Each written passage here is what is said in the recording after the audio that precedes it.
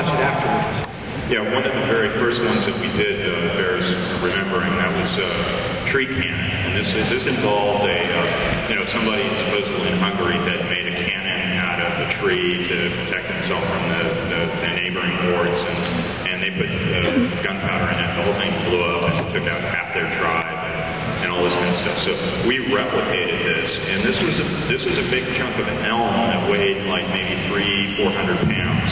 On a stand that weighed like 300 or 400 pounds. Yeah, and there it actually worked really well. It shot the cannonball. We never did find it. It shot it. It had to shoot it for like a mile or two out into the bay, and hopefully it didn't sink a ship or anything out there.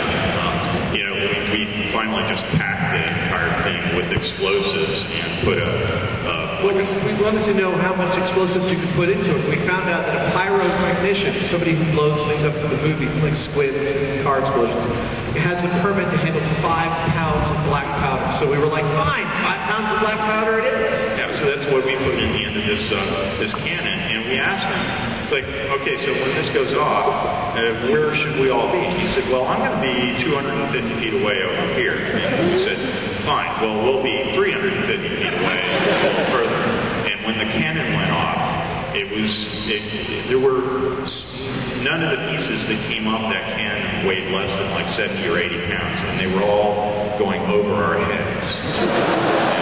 Pyro was like this, and wow, man. I didn't see that coming. And we're thinking, maybe the expert that we hire isn't really the expert we should rely on. Yeah, I want that. We used the bombs. They didn't treat things a little different. Yes. All right, so we've seen Adam shave his whole body. He had an electric fence, now light his sparks, locked in a sinking car. How come he always has to do the embarrassing stuff? I don't know, James has been very live. He's done a bunch of... The thing is that how many people here think I get hurt more than Jamie? Yeah. The thing is, though, when I get hurt, I jump around and go, crap, that hurts! No, I see a bloody spot and everything, and Jamie gets hurt, and he goes, That's horrible. And they don't end up cutting it into the show, so all you see is me getting hurt. We both have, I think, a similar number of stitches. Yes, we've constantly been challenging Discovery to just send Mike to come work for us for a couple of days.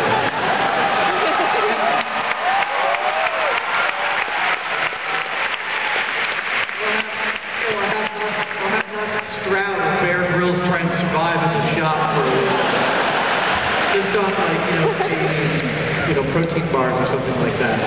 Mike Rose actually, we both know him, we both had socialized with him some. He's a super nice guy. Everybody we meet from Discovery turns out to be like really awesome.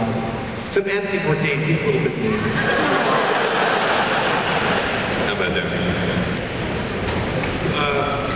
One of my favorite bits was when you guys were doing the Ark of the Covenant, the electric atoms. I actually did a science fair project based on that myth where you guys made your own batteries in the bases.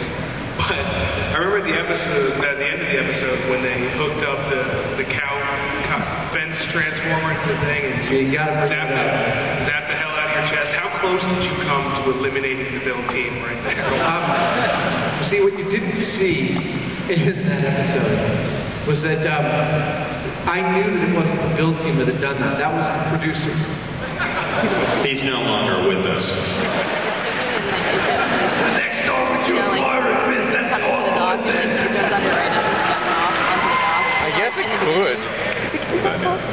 First, I'd like to thank you guys for doing the cement truck. I laughed so hard, oh gosh, like 3 groups. The question is, you guys currently have Tori, Gary, and everybody else. What happened to the original myth turns? And is Jess ever going to actually be a Mythbuster, or is she just going to be the intern forever? Jess has moved on. She's now working for an investment design company in San Francisco. And the original, the third member of the build team was Scotty Chapman. Yeah. And we love Scotty. Scotty actually helped us out with the Supersize special this last year with the Rocket Car. And it was awesome having her come back on. Scotty, the only reason she left is she didn't like the amount of time it takes to make this show. She's got a lot of personal projects in her life and likes to devote a lot of time to that. And for us, we we basically had to shut down all the other aspects of our careers because Mythbusters, it's not like normal television where we shoot for a few months and we get a few months off. We're shooting 46, 48 weeks per year without a break. It's a pretty grueling schedule, and Scotty wanted to move on.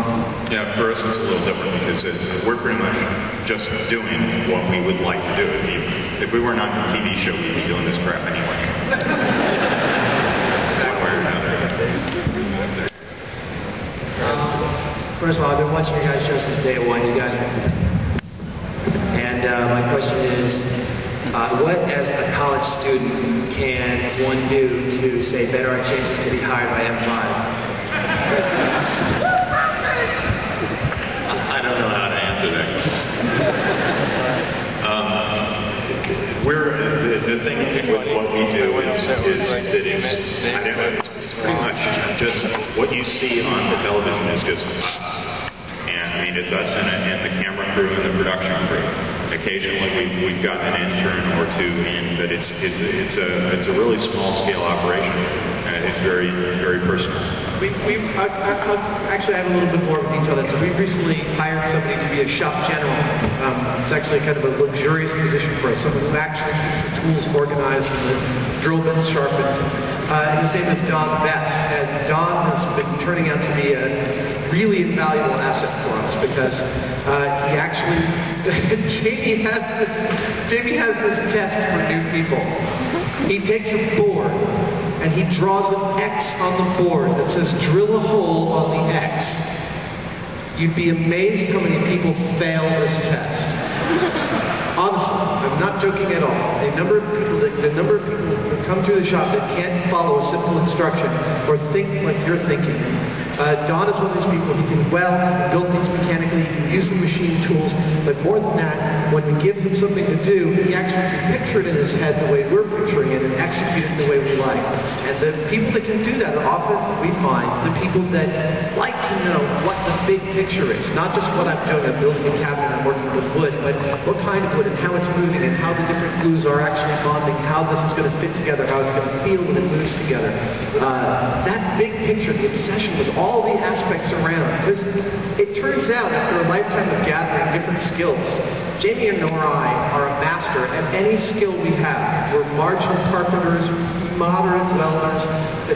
Each of those skills is actually like an arrow or a quiver that we can apply to a solution. And that turns out to be the skill that we enjoy the most. People like to know that big picture, gather all those skills and put them together. Yeah, I would say in general, as far as like, whether you're coming to work at M5 or whatever, I just recommend that people, do things, build stuff. It's like we're made of people that are staying up all night in their garages, tinkering and trying something. It's a little bit of a mad scientist thing, but it's like there's no end of things that you can experiment with and the skills that you can acquire. And if you don't actually try, I get a lot of people that apply for work and they'll show a few pictures of some things.